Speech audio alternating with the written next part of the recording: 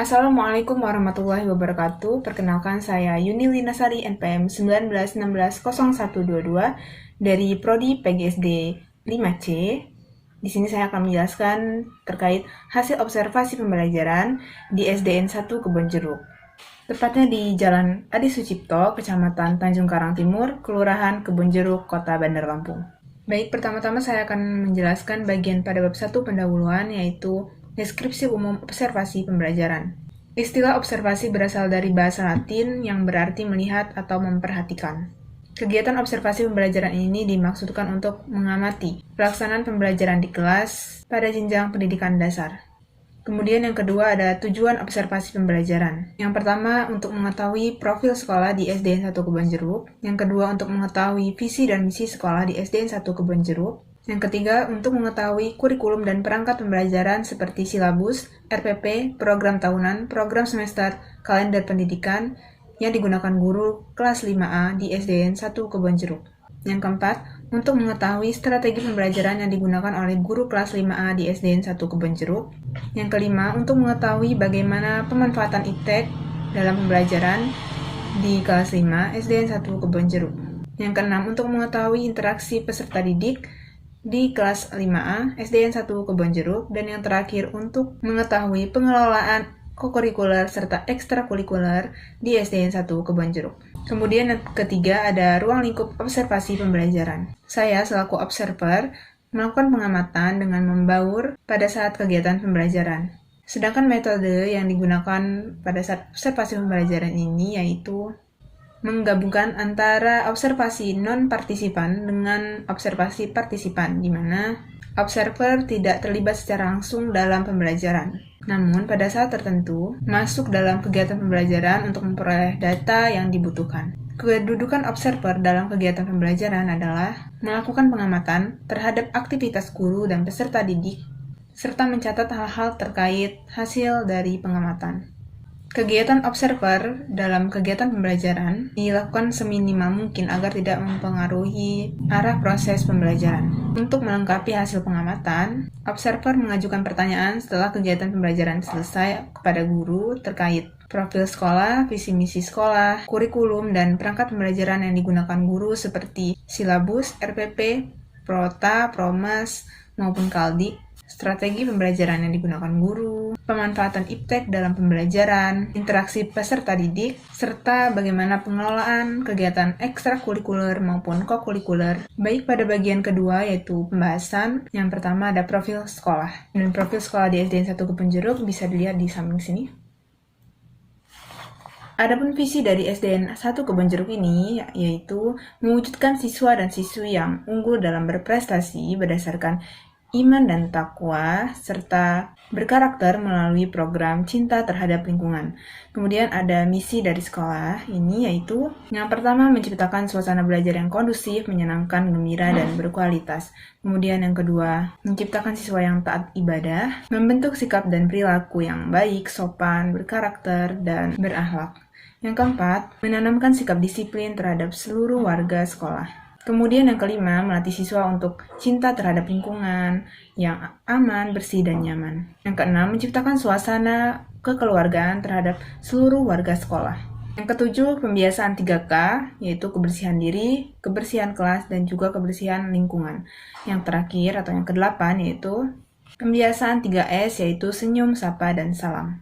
Kemudian ada deskripsi kurikulum dan perangkat pembelajaran yang digunakan oleh guru, khususnya guru kelas 5 di SDN 1 Kebonjeruk ini. Yang pertama ada kurikulum. Nah, kurikulum yang digunakan di SDN 1 Kebonjeruk ini yaitu kurikulum 2013 yang telah diterapkan dari tahun 2020 lalu. Yang kedua ada silabus dan RPP. Silabus yang digunakan yaitu silabus dari pusat yang terdapat 9 tabel. Namun untuk KD saat ini mengikuti KD darurat atau KD terbaru. Adapun RPP yang digunakan guru saat ini yaitu RPP 1 lembar atau RPP terbaru. Adapun RPP yang digunakan guru pada saat saya mengobservasi kelasnya yaitu RPP pada kelas 5, tema 5 ekosistem, dan subtema 3 yaitu keseimbangan ekosistem. Baik, selanjutnya kita akan bahas mengenai strategi pembelajaran yang digunakan oleh guru. Strategi yang digunakan guru yaitu diawali dengan ceramah. Guru menyampaikan materi yang akan diajarkan, kemudian melakukan tanya jawab kepada peserta didik terkait pembelajaran yang telah dipelajari minggu lalu. Kemudian membahas materi yang akan diajarkan pada saat ini, lalu membentuk kelompok belajar agar peserta didik ini dapat menjadi aktif dan termotivasi dalam mengerjakan soal-soal secara bersama-sama, sehingga dapat memberikan kesempatan kepada peserta didik untuk berinteraksi dan beradaptasi dengan teman sebayanya, sehingga dapat mencerna materi pembelajaran itu dengan lebih maksimal. Selanjutnya ada deskripsi mengenai pemanfaatan iptek dalam pembelajaran. Di SDN 1 Kebonjeruk telah menyediakan komputer juga proyektor agar ketika guru ingin menyampaikan materi menggunakan media seperti audiovisual, misalnya seperti animasi yang berkaitan dengan pembelajaran, sehingga guru lebih mudah dalam penyampaiannya, serta peserta didik pun menjadi lebih tertarik sehingga lebih mudah dalam memahami materi pembelajaran dan hasil belajar pun menjadi lebih maksimal. Baik, selanjutnya saya akan menjelaskan terkait deskripsi interaksi antar peserta didik. Nah, sebelum dibahas mengenai interaksi antar peserta didiknya, tentunya ada juga interaksi antara guru dengan peserta didiknya. Nah, interaksi antara guru dengan peserta didik di kelas 5A SDN 1 Kebonjeruk ini biasanya sebelum KBM dimulai, guru menghimbau kepada peserta didiknya untuk memperhatikan keadaan sekitar kelasnya, bagaimana, apakah sudah bersih, sudah rapi, seperti itu.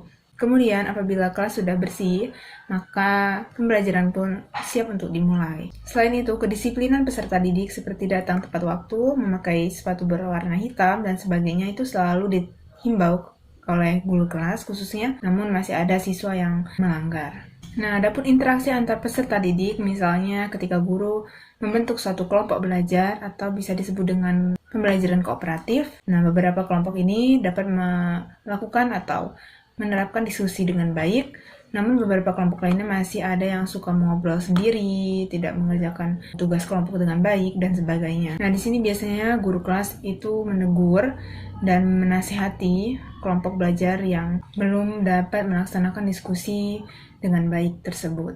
Nah, yang terakhir yaitu terkait pengelolaan kegiatan kokurikuler serta kurikuler di SDN 1 Kebonjeruk. Di SDN 1 Kebonjeruk ini ada kegiatan kokurikuler, terutama sebelum pandemi, yaitu seperti mengunjungi perpustakaan daerah, pergi ke water park, atau taman bermain, maupun museum.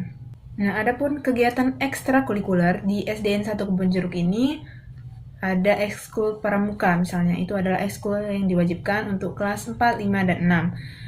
Serta ada ekskul karate. Nah, ekskul karate ini tidak diwajibkan. Namun karena masih pandemi, jadi kegiatan ekstrakurikuler maupun kokurikuler untuk sementara ini ditiadakan. Adapun jadwal untuk kegiatan ekstrakurikuler maupun kokurikuler ini biasanya dirundingkan terlebih dahulu agar tidak bertabrakan jadwalnya.